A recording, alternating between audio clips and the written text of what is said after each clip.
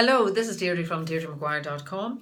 This week's video touches on the subject of the Manchester bombing, which actually happened this week, where a young man, a 22-year-old man, strapped a bomb to himself, went into the arena, killed himself and killed 22 other people as well.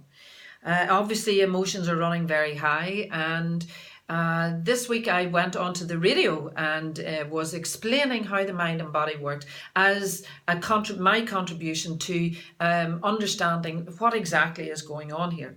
So I'm going to repeat this now for your benefit. Essentially what I said was, and this is what I believe to be true, is that we come into the world, we are perfect. Okay, we are perfect. We're like the latest Apple Mac, the latest iPhone.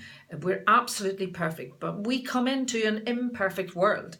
And when I say that, I mean that people who are primary caregivers have their emotions, their hurts, their limiting beliefs, their interpretation of how the world is, and they impact us with their beliefs. So, say for example, you come into a world where you are the baby that they have wanted for years and finally you're here, okay? Well, imagine the joy, everything that would be so good about coming into that world. So then compare that with coming into a world where you're number 12 of 13 children. Your mum is a baby making machine. Your father has his issues, his problems, and she resents him. And then you come into the world and you actually look like him. So she takes it out on you. I mean, I've had first-hand experience of this when I'm working with clients. A child comes into the world and his only fault, his only problem is that he actually looks physically like the father, and the mother then takes out her hurts, her pains on him.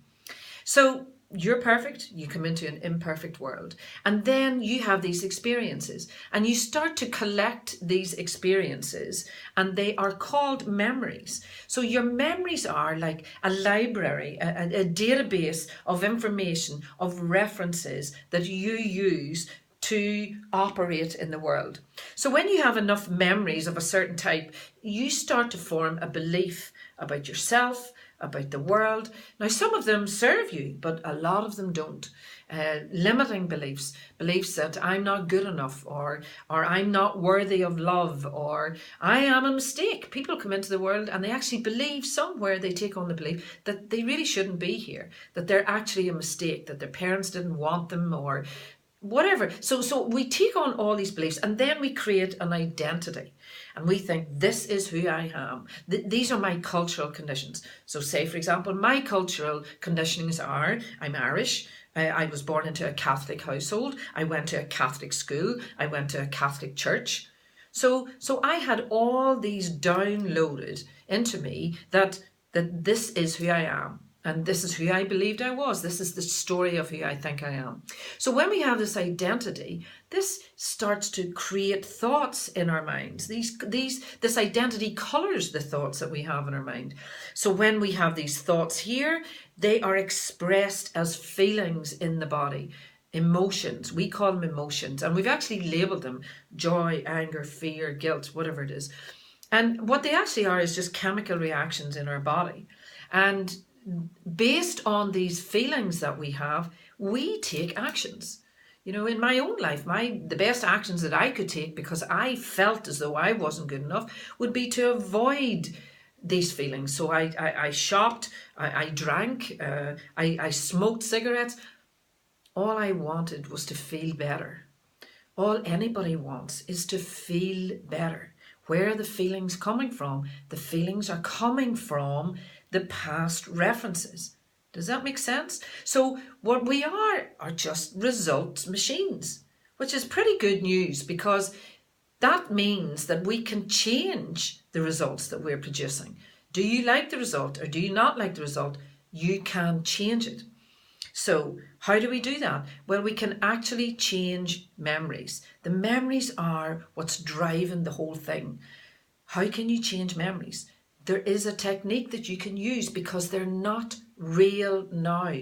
They are recorded information from a distorted point of view. Memories are recorded information from a distorted point of view. When you're that little boy, that little girl, and mom comes home or dad comes home and he's angry because he's had a bad day at work and he knocks you out of the way or he shouts at you, and in that moment you take on a belief, I'm not good enough. And it's really nothing to do with you. It's all to do with him and his life. But because we are trying to survive, and these 12-foot giants are our lifeline. So it can't be them. They can't be wrong. So it must be us. So we take on these beliefs which aren't actually accurate. And the good news is that we now know with neuroscience and all the information that's coming to us in this informational age, we know how to change these memories. And when we change these memories, it's like changing the software in our beautiful, perfect computer.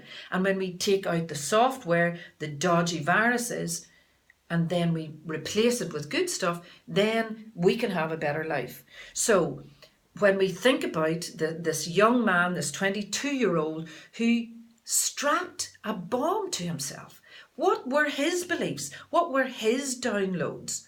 You know, so if we can change that, then this will happen less often. And this is phenomenal information, and it's crucial information, and it's very important information, because if we don't have this and we think it's in our DNA or we're stuck with it, that means we're victims.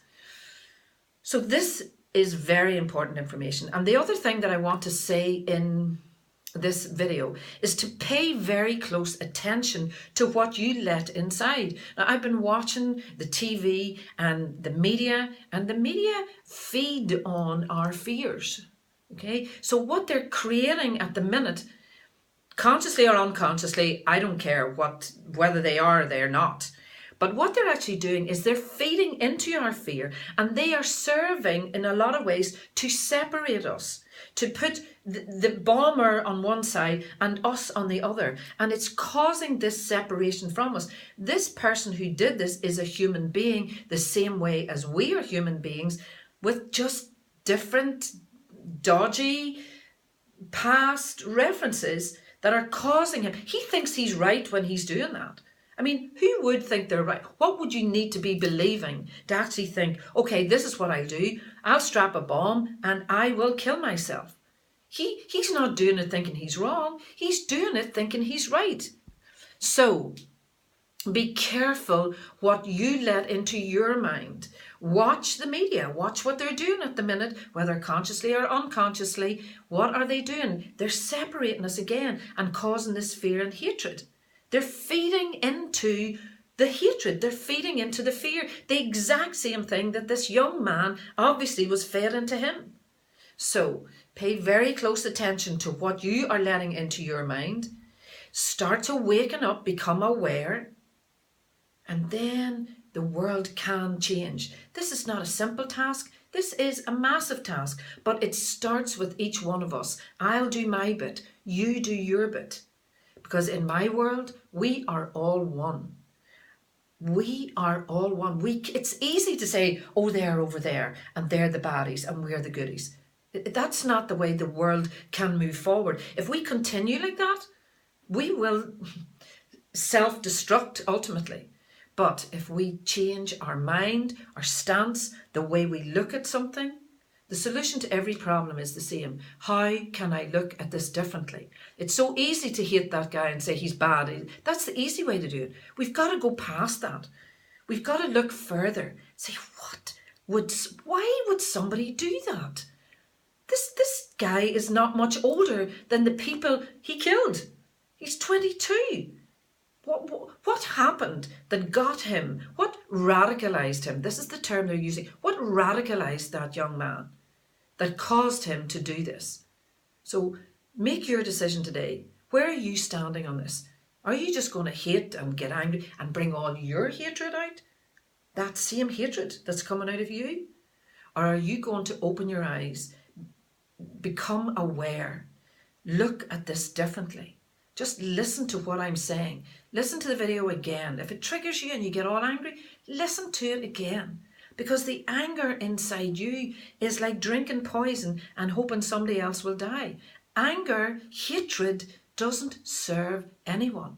We've got to get bigger than our minds. We've got to get bigger than our hatred. We've got to get bigger than our fear. Take action. What's the action you can take?